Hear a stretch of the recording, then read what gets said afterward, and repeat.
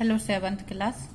आज हम आपकी इंग्लिश रीडर का लेसन 5 द क्राउडेड ट्रेन समझेंगे।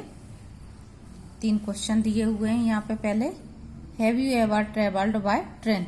क्या आपने कभी ट्रेन से यात्रा की है? Have you ever bought a ticket yourself? क्या आपने कभी स्वयं टिकट खरीदा है? What happens if someone travels without a ticket?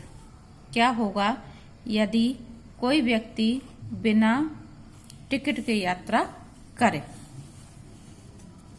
The crowded train यानी भीड़ भरी ट्रेन, इसमें भीड़ बहुत ज्यादा होती है, उसके बारे में यहाँ बताया जा रहा है। Vinod finished his work at the office and bought a new things to take back to Indore. Vinod ने अपना ऑफिस का काम समाप्त किया और इंदौर वापस आने के लिए कुछ वस्तुएं खरीदी। He had come on an official visit to Bhopal in the morning and planned to reach home by night. वह यहाँ भोपाल में ऑफिस के काम से आया था और उसकी सुबह भोपाल आया था और उसकी ये योजना थी कि रात को ही वो घर वापस चला जाएगा। As he reached Bhopal railway station, he noted that the train was overcrowded. और जैसे ही वह भोपाल रेलवे स्टेशन पे पहुंचा तो उसने ये पाया कि भीड़ जो है वो ओवर क्राउडेड है। ओवर क्राउडेड यानी ट्रेन में बहुत ज्यादा भीड़ है। And it would be impossible for him to travel by second class. और ये उसके लिए असंभव था कि वो सेकंड क्लास से यात्रा कर सके। इम्पॉसिबल यानी असंभव होना, ओवर क्राउडेड यानी अधिक भीड़, अत्यधिक भीड़ होना। जितनी जगह होती है ट्रेन में बैठने की, उससे कहीं ज्यादा भीड़ होना।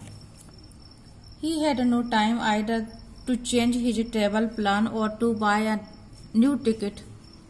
उसके पास इतना समय नहीं था कि वो क्या करे, या तो अपनी जो यात्रा की योजना है उसको बदल ले या फिर वो टिकट चेंज करे।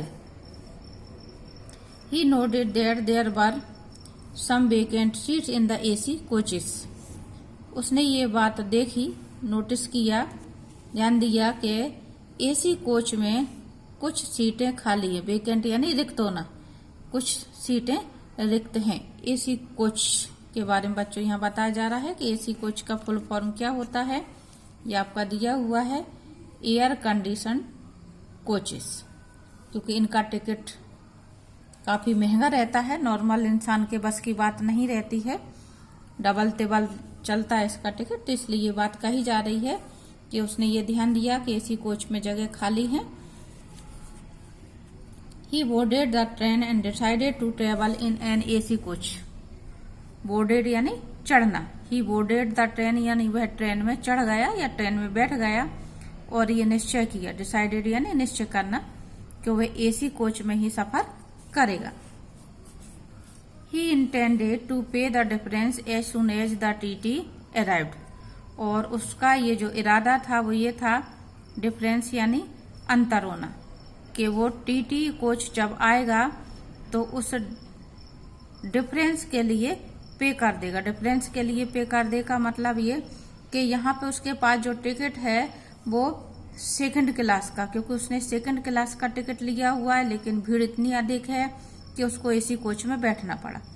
तो एसी कोच का जितना टिकट का अमाउंट होगा, पैसे होंगे, वो उसको और भरने पड़ेंगे। सेकंड क्लास के टिकट के पैसे जुड़ जाएंगे, एसी के जो टिकट के पैसे होंगे और उसको देने पड़ेंगे, क्योंकि ये टिकट महंगा होता है, ये सस्ता होता है।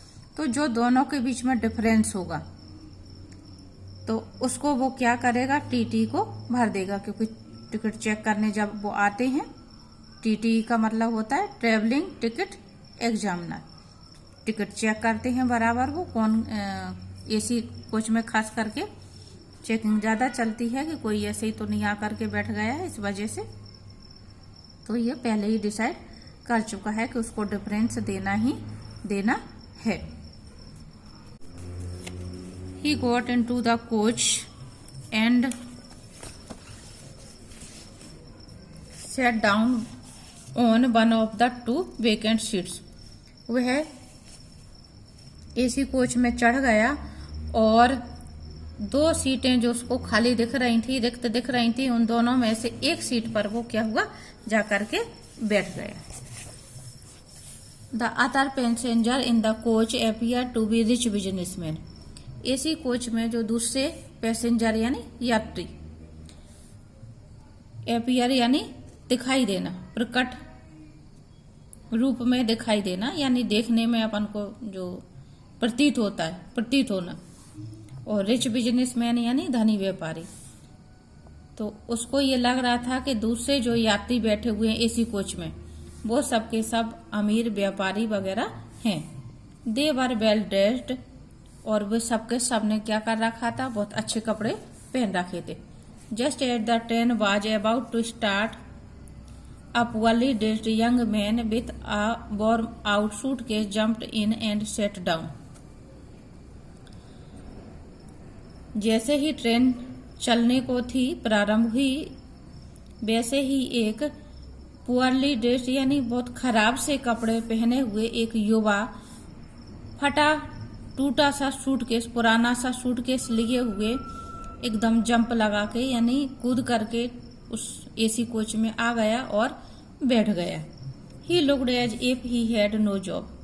अब जैसे ये पुअरली ड्रेस्ड बात कही जा रही है कि उसने बुरे से कपड़े पहन रखे थे, तो ऐसा लग रहा था कि उसके पास जैसे कोई काम ना हो, ये नो जॉब, उसके पास कोई जॉब नहीं है या नौकरी नहीं है। The young man's coat was tight and short at the back. जो उस लड़के ने, युवा ने जो कोट पहन रखा था, वो कोट बहुत ज्यादा टाइट था और पीछे से छोटा था। यानी कहने का जो आशा है वो ऐसा लग रहा था कि शायद कोट उसका ना हो, छोटा हो रहा है, या फिर कोट बहुत ज्यादा पुराना है, तो इस वजह से टाइट है और शॉर्ट है। यानी कहने जो अपीयरेंस की बात यहाँ पे बात कही जा रही, उसका आशा ये है कि लड़का गरीब है, इस कारण से उसने कपड़े ऐसे पहन रखे हैं जो उसको फिट नहीं बैठ रहे हैं, लेकिन फिर भी उसने कपड़े इस तरह के पहन रखे हैं। He seemed to be a little out of place with all the rich people as co-passengers around him. वह अपने सहयात्रियों, को पैसेंजर यानी सहयात्री, पैसेंजर यानी होता है यात्री, जो उसके चारों तरफ थे, यानी जिन सहयात्रियों के साथ में वह बैठा हुआ था, जो कि सभी पैसे वाले थे, उनमें थोड़ा सा अजीब सा लग रहा था। कहने का आशा ये कि जो भी व्यक्ति वहां बैठे हुए थे इसी कोच में, वो सबके सब पहनावे से और ऊपर से देखने से ही अमीर व्यक्ति लग रहे थे, और ये अपने पहनावे से गरीब लग रहा था। तो इसलिए ये बात कही जा रही है कि वह अपने सभी सहयात्रियों से, जो सभी पैसे वाले थे, से कुछ अजीब सा लग रहा था। Some of them started whispering while others felt uncomfortable due to his presence.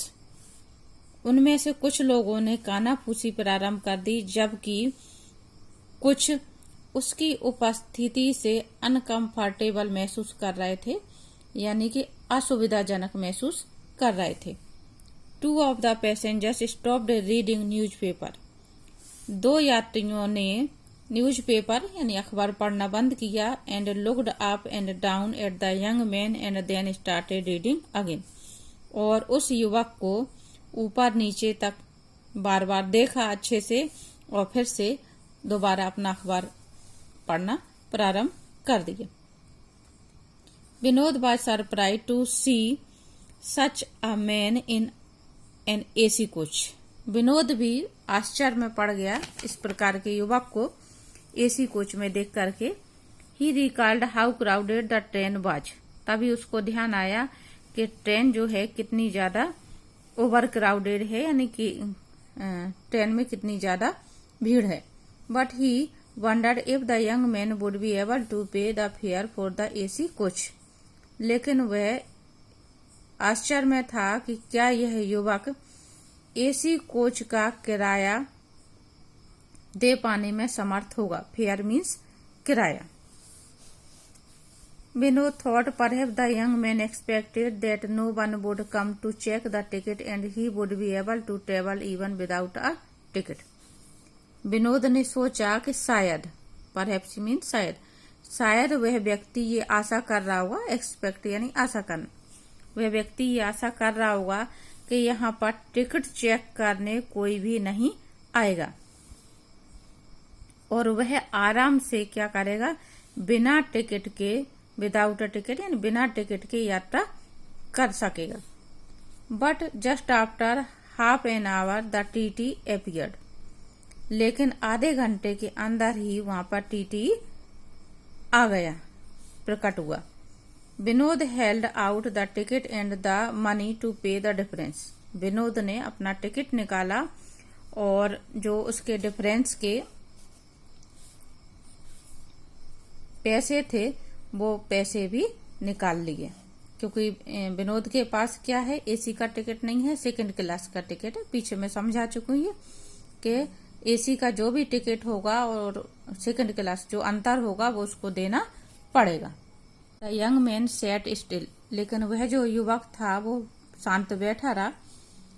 Had he no ticket at all. क्या उसके पास टिकट है. Vinod wondered why he was so calm. Vinod को आश्चर्य हो रहा था कि वह शांत क्यों बैठा हुआ है. Is he not afraid of the law.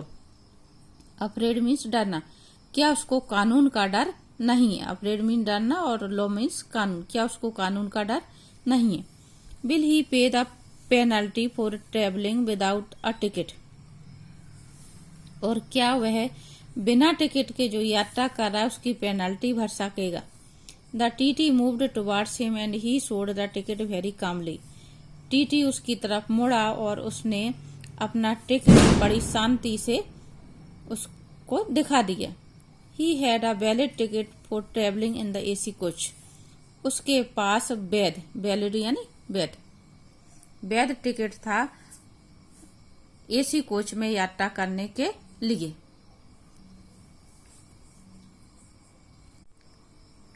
यहाँ पे ये कहा जा रहा है, जज अ फ्लावर और a butterfly bye it's appearance but not a human being. यानी जो लेसन आपका बताया गया है इसमें ये बात बताई जा रही है कि हमें किसी भी व्यक्ति को देख करके जज नहीं करना चाहिए. यानी किसी व्यक्ति के पहनावे वगैरह को देख करके या ऊपर से दिखना कैसा है उसका, इसके आधार पे उस व्यक्ति के बारे में कोई भी बात निश्चय नहीं कर लेनी चाहिए. यहाँ जो बात कही जा रही है वो ये कही जा रही है जैसे कि फूल होता है या बटरफ्लाई होती है, दोनों की ही सुंदरता देखी जाती, तो हम फूल को देख करके ये कह सकते हैं कितना सुंदर है. बटरफ्लाई को देख के हम कह सकते हैं कितनी सुंदर है कि नहीं है. इनको ऊपर से ही देखा जाता है, फ्लावर और बटरफ्लाई को. लेकिन व्यक्ति को हम ऊपर से देख करके जज नहीं कर सकते. व्यक्ति अंदर से कैसा है या व्यक्ति का स्वभाव कैसा है, क्या कैसी स्थिति है, तो हम व्यक्ति के बारे में ऊपर से देख करके या बाहर से देख करके उसका पहना ओढ़ना, इस तरह के कपड़े वगैरह देख करके अंदाजा नहीं लगा सकते. जो आपके लेसन बताया कि वो फटा हुआ कोट और पुराना सूटकेस लिए हुए जो दिखता है तो कि उसके पास वैलिड टिकट नहीं होगा, सभी लोग इस बात का अंदाजा लगाते हैं, तो ऐसा नहीं है. तो ये बात आपको हमेशा जीवन में ध्यान रखनी है कि किसी भी व्यक्ति के बारे में उसको देख करके आपको निर्णय नहीं कर लेना जब तक आप उसको समझ नहीं लेते, जान पहचान नहीं लेते. एक्सरसाइज समझेंगे हम, रीड एंड लर्न. पहले शब्द दिया है आपका ओवर क्राउडेड. ओवर क्राउडेड यानी अत्यधिक भीड़ होना. Poorly dressed. Poorly dressed means खराब पोशाक पहने हुए, फटी पुरानी सी, इस तरह से. Valid ticket. Valid ticket means वैध टिकट या मान्य टिकट. अगला है official visit. Official visit means office के काम से भ्रमण. और वेल ड्रेस्ड यानी अच्छी पोशाक पहनना, अच्छे कपड़े पहनना. Worn out. टूटा फूटा, पुराना. Vacant seat. Vacant seat means रिक्त सीटें. आगे देखेंगे हम comprehension. Tick the correct options. पहला है वेयर डिड विनोद गो, विनोद कहाँ गया था, तो ये आंसर आएगा इसमें भोपाल, इंदौर से भोपाल गया था ऑफिस के काम से। अगला है why did Vinod decide to travel by AC coach, Vinod ने एसी क्लास से यात्रा करने की क्यों सोची। इसका करेक्ट आंसर है the train was over crowded, train में अत्यधिक भीड़ थी। अगला the other passengers in the coach, अब ये जो the other passengers in the coach की बात हो रही है वो कौन से कोच की बात हो रही है, एसी कोच की, क्योंकि दूसरे कोच में तो कोई गया ही नहीं, उसकी तो बात हुई नहीं है। तो did not look to be rich ये नहीं होगा, वर पुअरली रिच ये भी नहीं है, इसका आंसर है सही had valid tickets, AC coach में जो भी थे सभी के पास वैलिड टिकट था।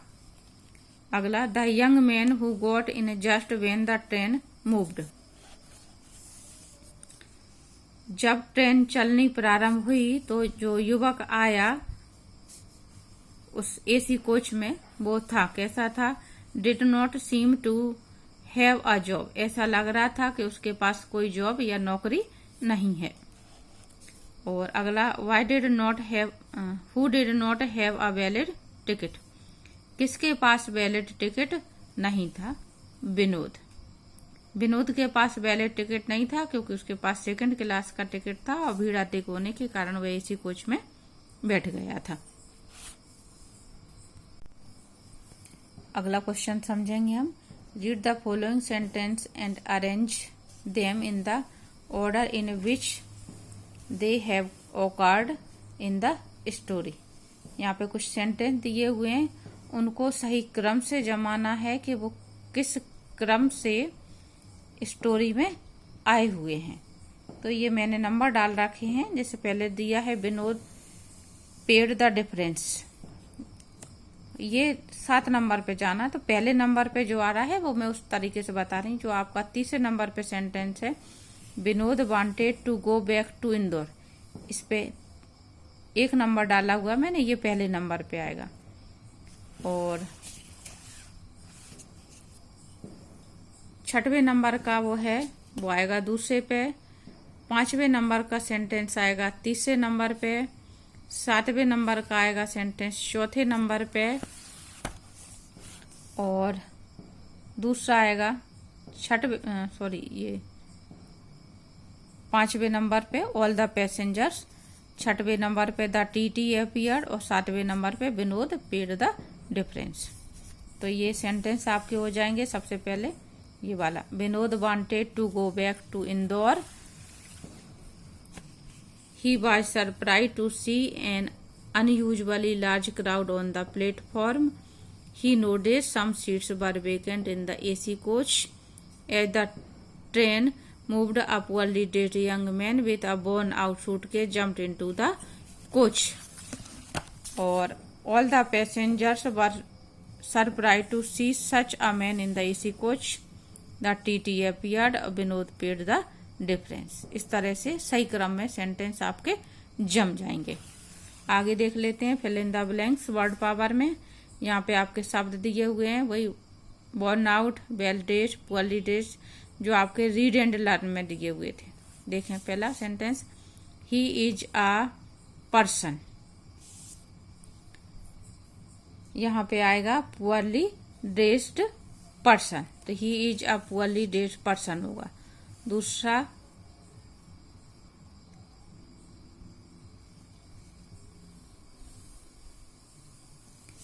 A well dressed lady walked into the shop, और अगला मीना बॉट अ ड्रेस, इसमें आएगा आपका हाईली प्राइस्ड। मीना बॉट ये सेकंड फॉर्म है, ये पास्ट टेंस जा रहा है आपका सेंटेंस, हाईली प्राइस्ड, ये बात ध्यान रखनी है आपको। अगला, my coat is really worn out, मेरा कोट सचमुच में फट चुका है या पुराना पड़ चुका है। Rashid found that the train was, 5 number आएगा इसमें, ओवर क्राउडेड। और अगला, it was very difficult to find a vacant seat in the overcrowded train. और 7वां, we must have a valid ticket for traveling in a train.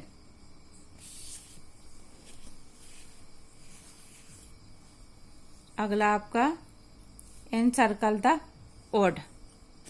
जैसे इसमें दिया हुआ है कोच, कंपार्टमेंट, कैरिज और बॉक्स, ये तीनों आपके ट्रेन से संबंधित हैं, ये शब्द अलग हो जाता है। अगला टीटी, एयर होस्टेज, बस का कंडक्टर और पैसेंजर।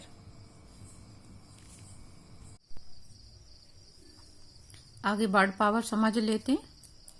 कुछ यहाँ पे वर्ड्स दिए हुए हैं, उनके आधार पे हमें ये फिल इन द ब्लैंक्स पढ़ने हैं और मैंने इन पर नंबर डाल रखे हैं जिससे आपको समझने में आसानी हो। पहला है ही इज अ पर्सन। अब मैंने इसमें पुअरली ड्रेस्ड भरा है।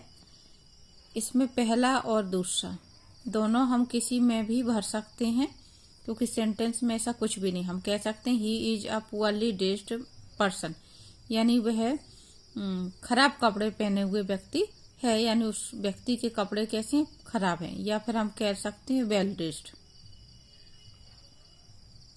दोनों, इन दोनों में से किसी में भी आ सकता है। दूसरा, अब अगर इसको पहले में भर रहे हैं तो फिर हमको दूसरे में ये भरना पड़ेगा। अगर इसको पहले में भर रहे हैं तो इसको दूसरे में भरना पड़ेगा। अब मैंने इसको पहला करा है तो मैं दूसरे पे इसमें ले रही हूँ well dressed. A well dressed lady walked into the shop. अच्छे कपड़े पहने हुए लेडीज दुकान पर आई। तीसरे के बाद अपने सेंटेंस सेट हैं, जिसको जिसमें आना है वही आएगा, आप चेंज नहीं कर सकते। लेकिन फर्स्ट और सेकंड में आप शब्दों को अपने अनुसार जो कहना चाहें, खराब कपड़े पहने व्यक्ति या खराब कपड़े पहने लेडीज, जो बताना चाहें वो कर सकते हैं। तीसरा, मीना बॉट अ, इसमें आएगा हाईली प्राइज्ड ड्रेस। चौथा, my coat is really worn out. मेरा जो कोट है वो वास्तव में पुराना हो गया है, पड़ गया है। पुराना या टूटा फूटा, जो जिसको कहते हैं फटा पुराना। अगला, Rashid found the train was over crowded. Train की बात आ रही है। राशिद ने पाया कि ट्रेन जो है ओवर क्राउडेड है, यानी ट्रेन में बहुत ज्यादा भीड़ है। अगला, it was very difficult to find a vacant seat. ये मुश्किल था कि खाली सीट मिल जाए, रिक्त सीट मिल जाए। We must have a valid ticket for travelling in a train. हमारे पास ट्रेन से यात्रा करते समय वैलिड टिकट होना चाहिए, वैध टिकट होना आवश्यक है। फिर आगे समझ लेते हैं एनसर्कल द ऑड वर्ड। जैसे कोच, कंपार्टमेंट, कैरिज और बॉक्स, ये तीनों ट्रेन के हिस्से हैं और ये अलग है, तो इसलिए ये ऑड वर्ड है। अब आगे देखें, जैसे दूसरा TT, air hostess, bus conductor, ये सभी चालक दल के सदस्य हैं, पैसेंजर अलग बात है, तो ये ऑड वर्ड है। अगला, ड्राइवर, पायलट, गार्ड और टैक्सी ड्राइवर, ये तीनों वाहन को चलाते हैं, गार्ड अलग है। और अगला, क्राउड, पीपल, हर्ड, स्वार्म, ये तीनों शब्द समूह के लिए आते हैं, इसलिए इसमें पीपल शब्द अलग है। ट्रेन, बस, हाउस और एरोप्लेन, ये तीनों यात्रा के साधन है, हाउस शब्द अलग है। फिर आगे देखें, पहला दिया हुआ है complete the following crossword puzzle using the clues given below. ये आपकी पजल यानी पहेली दी हुई है और पहेली के लिए आपके ये शब्द दिए हुए हैं, क्लूज दिए हुए हैं, इनके आधार पे आपको वो पहेली भरना है। और एक तरह से हम कह सकते हैं ये आपके जो शब्द रहते हैं वो अनेक शब्दों के एक शब्द जो बनते हैं उसके आधार पे दिए हुए हैं, उनकी स्पेलिंग हमको क्या करनी है, पजल में भरनी है। तो पहला शब्द दिया हुआ है one who travels on a public और प्राइवेट कन्वीनियंस, जो किसी भी प्राइवेट साधन वगैरह से या सरकारी उससे यात्रा करते हैं, क्या कहलाते हैं बच्चों, वो कहलाते हैं हमारे पैसेंजर्स। ठीक है। और अगला है आपका दिस रन्स ऑन रेल्स, ये रेल्स पर चलती है, इसको हम कहते हैं ट्रेन। ट्रेन पटरियों पर चलती है, रोड पर नहीं चलती है, तो इसके लिए शब्द आएगा ट्रेन। अभी आगे हम भर के देखेंगे। अगला a piece of paper that give the right to admission in a train or a बस, ये आएगा आपका टिकट। एक कागज का टुकड़ा जो आपको इस बात का अधिकार देता है कि आपको ट्रेन से, बस से, किससे यात्रा करनी है। और अगला down a place near a railway track for passenger to get on and off the trains, platform होता है वह स्थान जहां से व्यक्ति रेल में चढ़ता है या उतरता है, ट्रेन से चढ़ता है या उतरता है। और अगला है a large number of people gathered together, group शब्द आया हुआ है आपके में, तो a large number of people gathered together, group. A luxury bus use for longer journey,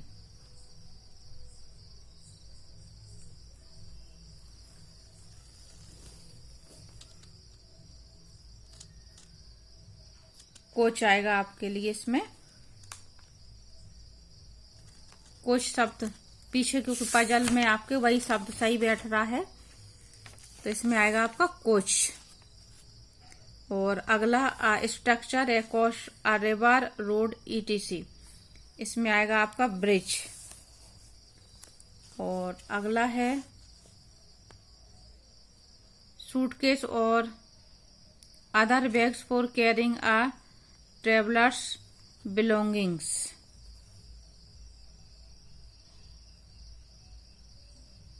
luggage. और a nature flow of water from one place to another,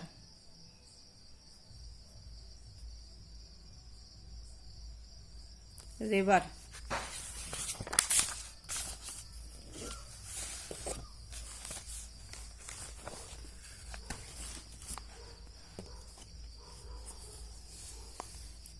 पहले नंबर पे पैसेंजर शब्द था, ये इन्होंने इस तरह से कैपिटल नीचे को भरा हुआ है, 1 नंबर इस पे डाला, तो हमको इस तरह से स्पेलिंग भरनी है। फिर सेकंड नंबर आपका ये है, सेकंड पे शब्द आ रहा था आपका ट्रेन।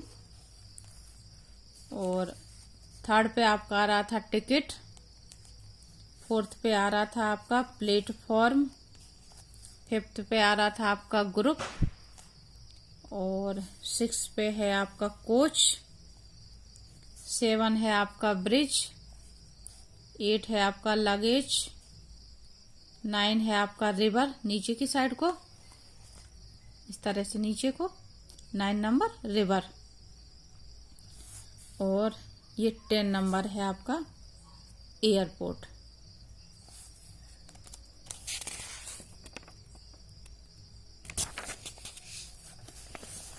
ऊपर दिया हुआ है a place where aeroplanes land and take off, वह स्थान जहां पर हवाई जहाज उतरते हैं या जहां से उड़ते हैं, तो ये आएगा आपका एयरपोर्ट। उसको हम एयरपोर्ट कहते हैं, हवाई अड्डा।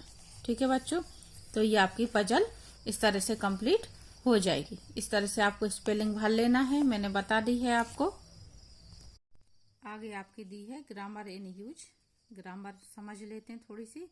आपके इंटरोगेटिव सेंटेंस बनाना बताए हुए हैं इसमें। जैसे इन्होंने दिया है he had no ticket at all. Had यहाँ पे वर्ब की सेकंड फॉर्म दी हुई है, पास्ट टेंस दिया हुआ है आपका। तो इन्होंने क्या किया है, क्वेश्चन बनाया है, did he have no ticket at all. Had verb को हैव में चेंज कर दिया जब हमने डिड से क्वेश्चन बनाया। तो जब डिड से क्वेश्चन बनाया जाता है तो वर्ब को वापस मूल रूप में लिख दिया जाता है। तो इस वजह से इन्होंने डिड के बाद यहाँ पे हैव वर्ब का यूज किया है। आगे आपके और सेंटेंस दिए हुए हैं इसी तरह से बनाने के लिए। Interrogative, the man had a bag, तो इसका इंटेरोगेटिव हो जाएगा did the man have a bag, BAG bag दिया हुआ है। और जो हेड वर्ब थी वो वापस से हैव में हो गई। अगला, the TT had a hat, did the TT have a hat, वापस से हेड को हैव में चेंज करा है। उसी तरह से आगे होते जाएगा। He got into the AC coach, did he get into the AC coach, got second form थी, गॉट का हो गया गेट। इसमें हमने चेंज करा, जिनमें चेंज करा है आप चाहे तो उसको अंडरलाइन कर सकते हैं जिससे आपको ध्यान रहे। इसमें इन्होंने डार्क लिखा हुआ है, आप जब आंसर लिखें तो इस तरह से अंडरलाइन कर लें। विनोद लिव्ड इन इंदौर, तो did Vinod live in Indore. अगला, Vinod paid the difference, did Vinod pay the difference, paid की फर्स्ट फॉर्म हो जाएगी pay. The passengers started whispering, did the passengers start whispering, started का हो जाएगा स्टार्ट। आगे देख लेते हैं। Rearrange the sentence, meaningful sentence बनाना है। ये दिए हुए हैं आपके, जैसे इंदौर इन लिव्ड विनोद, शब्दों का क्रम गड़बड़ कर देते हैं, इनको आपको क्रम से जमाना है।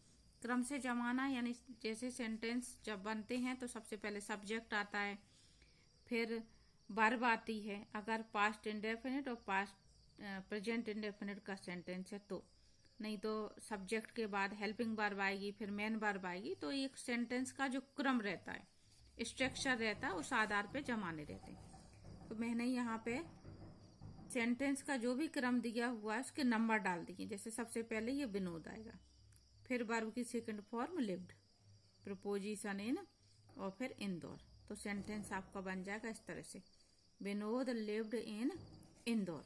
तो आपको इसी तरह से सेंटेंस लिख लेना है। किस क्रम से, जैसे मैंने ये नंबर डाल के बता दिया आपको, आगे मैं पढ़ के बता दे रही हूँ आपको। तो आपको आंसर लिख लेना है।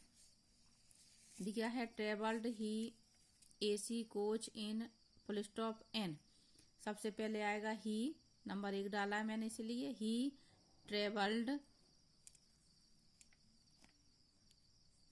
इन, he travelled in an AC coach, और लास्ट में आएगा आपका फुल स्टॉप। अगला, to difference the pay decide he, तो ये हो जाएगा सबसे पहले he decided, main verb, he decided to pay the difference, फिर आएगा full stop, he decided to pay the difference.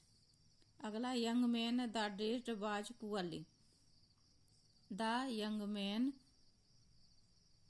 Was poorly dressed, फिर full stop, the young man was poorly dressed.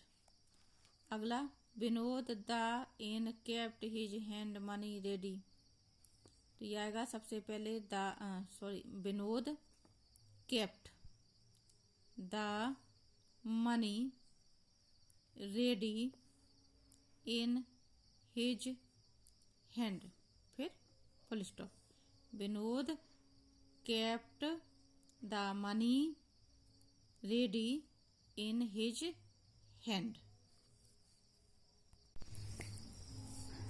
आगे आपके C नंबर की exercise, use the prefix re un to write the new words and write their meaning in the blank space.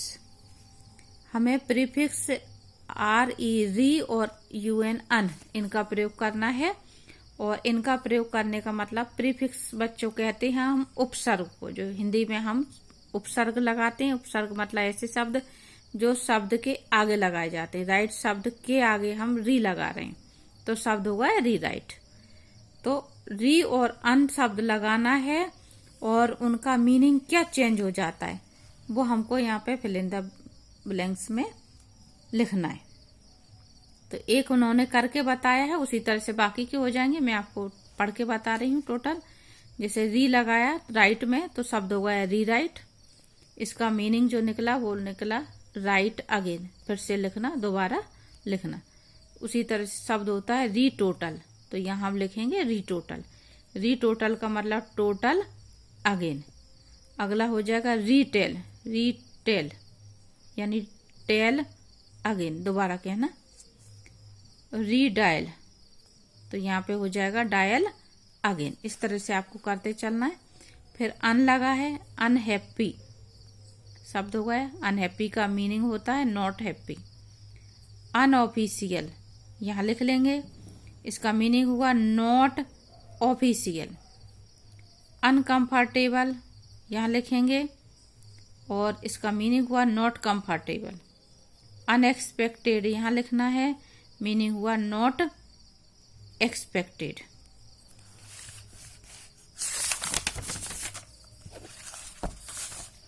इसी तरह से आपके यहाँ पे दिए हुए हैं सफिक्स। सफिक्स का मतलब प्रत्यय जोड़ते हैं। जैसे संस्कृत में आपके पीछे तीता अंति जोड़ता है, उसी तरह से हिंदी में वाला शब्द जोड़ता है, दूध वाला, सब्जी वाला। तो इस तरह से सफिक्स को हम कहते हैं प्रत्यय। प्रत्यय शब्द के पीछे लगाए जाते हैं। तो मीनिंग क्या हो जाता है वो भी बताया यहाँ पे। बंडर में फुल लगा तो शब्द हो गया वंडर फुल, और शब्द हो गया, मीनिंग हो गया फुल ऑफ वंडर। तो इसी तरह से हमको भी ये बनाना है। हार्मफुल यहाँ लिखेंगे, मीनिंग हो जाएगा फुल ऑफ हार्म। अगला होपफुल यहाँ लिखेंगे, मीनिंग हो जाएगा फुल ऑफ होप। और फियरफुल यहाँ लिखा, मीनिंग हो जाएगा फुल ऑफ फियर। तो इस तरह से बच्चों ये आपकी एक्सरसाइज पूरी होती है और लेसन कंप्लीट होता है। आगे की एक्सरसाइज एग्जाम में नहीं पूछी जाती है, तो मैं नहीं करवा रही हूँ आपको, कुछ खास नहीं है। उम्मीद करती हूँ इतना आपको पसंद आया होगा, समझ में आ गया होगा। और अगर आपको समझ में आ जाए तो वीडियो को लाइक कर दें, और अगर आप पहली बार चैनल पर जुड़ रहे हों तो वीडियो को सब्सक्राइब कर दें।